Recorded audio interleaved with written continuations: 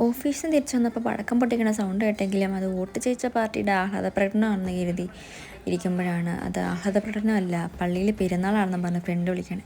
എന്നാൽ പിന്നെ പൊയ്ക്കളയാന്നും പറഞ്ഞ് ഞങ്ങൾ ഇന്നപ്പോൾ പള്ളിയിൽ ഇതൊക്കെയായിരുന്നു കേട്ടോ കാഴ്ചകൾ.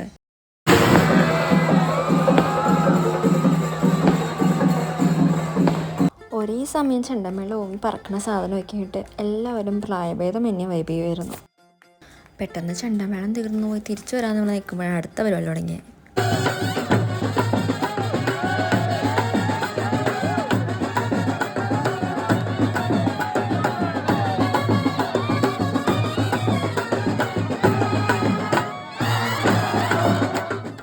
ഒരു 5-6 പാട്ടെങ്കിലും അവിടെ നിന്ന് കണ്ടിട്ടുണ്ടോ, അത്രയ്ക്ക് അടിപൊളി ബാൻഡ് മേളമായിരുന്നു.